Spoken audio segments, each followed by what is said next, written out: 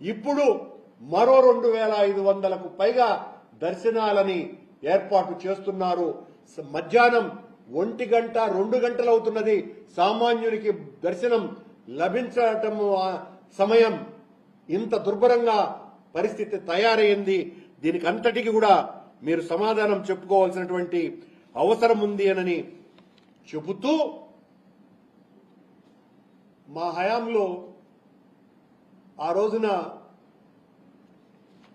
ఈవోగా కొద్ది కాలం పాటు బాధ్యతలు తీసుకున్నటువంటి అడిషనల్ ఈవో ధర్మారెడ్డి గారి కుమారుడు అకాల మరణం చెందినప్పుడు ఆ తర్వాత ఒక 10 రోజులకు ఆ అబ్బాయి అంత్యక్రియలు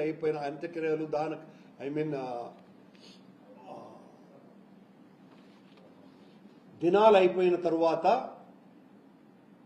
ఆయన గుడికి వెళితే చంద్రబాబు గారు చేసిన రాద్ధాంతం అంతా ఇంత కాదు.